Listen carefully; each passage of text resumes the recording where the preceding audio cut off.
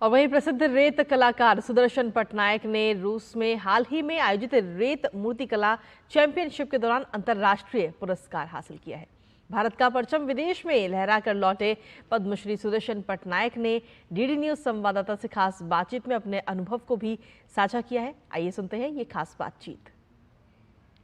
वैसे तो रेत पर कुछ टिकता नहीं है, लेकिन हमारे साथ आज खास बातचीत करने के लिए एक ऐसे कलाकार मौजूद हैं जिनकी जिंदगी की इमारत ही रेत पर टिकी हुई है। जी हाँ, हमारे साथ बातचीत करने के लिए मौजूद हैं पद्मश्री सुदर्शन पटनायक, जिन्होंने सैंड आर्ट को न केवल देश में बल्कि विदेश में जाकर के भी अपने नाम खिताब जीता।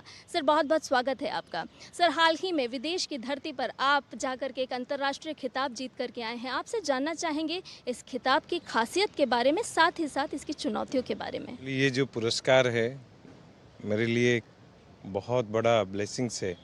आज तक हमने बहुत सारे कंपटीशंस में पार्टिसिपेट किया है, देश को रिप्रेजेंट किया है, प्राइजेस विन किए हैं, बट ये एक बहुत अलग सा कंपटीशन था मेरे लिए, क्योंकि मेरा जीवन का बहुत इच्छा था कि जिस रेत को लेके आज सारा विश्व में हम डिफरेंट कंपटीशंस में जा रहे हैं, वहाँ सब आर्टिस्ट हैं, बट उसका जो शुरुआत वो पूरी जगन्नाथ धाम पुरी से हुआ था। महाप्रभु जगन्नाथ जी के भक्त बलराम दास 14वीं सेंचुरी में उसको शुरू किए थे। ड्यूरिंग द रथ यात्रा ये शुरुआत हुआ था, तो इसी को मैं बार बार विदेश में सब इंटरनेशनल ऑर्गेनाइजेशन में बोलता रहा, बट ये एक कोइंसिडेंस था या इंसिडेंस था मुझे पता नहीं है। जब महाप्रभु जगन्नाथ जी का रथ यात्रा चल रहा था उसी समय ये कंपटीशन था रसिया का सेंट पीटरबर्ग में, और उसी में मुझे जब सिलेक्शन हुआ तो मैंने उनको ये थीम के बारे में बताया कि मुझे जगन्नाथ जी का जो भक्त बलराम दास जिनने की 14वीं सेंचुरी में सैंड आर्ट शुरुआत किए थे उसी के ऊपर स्कल्पचर्स करना है। ये महाप्रभु जगन्नाथ जी का जब रथ यात्रा चल रहा है सेंट पीटरबर्ग में, मैं स्कल्पचर बना रहा हूँ जगन्नाथ महाप्रभु के रथ, और इसको लेके उसी समय हमारा honourable prime minister Narendra Modi ji Russia visit कर रहे हैं।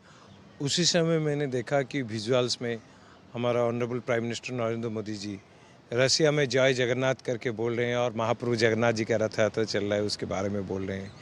ये एक बहुत बड़ा इंस्पिरेशन था। उसको देखने के बाद ऑब्वियसली कोई भी, मैं तो पूरी महाप्रभु जगन्नाथ धाम पुरी से आया हूँ और बनाने के लिए भी वो भी आया हूँ जगन्नाथ जी का स्कल्पचर और उनका जो रथ, और भक्त बलराम दास। बहुत बड़ा चैलेंज होता है क्योंकि सबको पता है कि ये रेत है, कभी भी टूट सकता है, कभी भी बिखर सकता है, उसमें बारिश कभी आ जाता है, कभी हवा चलता है, तो उसी के अंदर बहुत सारे बहुत अच्छे अच्छे स्कल्पटर्स पार्टिसिपेट करते हैं, बट उसमें मेनली डिपेंड करता है कि किस टाइप से हम स्कल्पचर बनाते हैं, उसका टॉपिक, उसका एक्सप्रेशन वो बोलना चाहिए, जैसे कि वो कोई देखेगा तो उसको समझ में आएगा कि क्या है।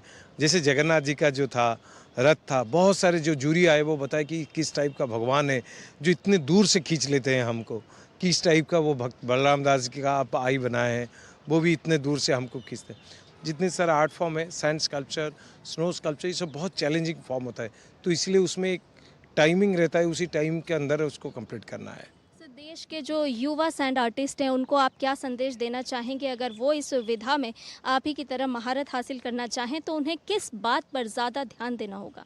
नहीं, मैं हर कोई यूथ को ये बोलना चाहूँगा, आप कोई भी फील्ड में काम करें, अपना हिम्मत कभी नहीं हारना है। अगर हिम्मत है तो आप सब कुछ कर सकते हैं। तो संदेश सिर्फ साहिल ही नहीं दिया करते बल्कि रेत भी देती है। ज़रूरत है तो आपको अपना मनोबल बनाए रखने की। कैमरा पर्सन सुमित के साथ डीटी न्यूज़ के लिए मैं संध्या शर्मा।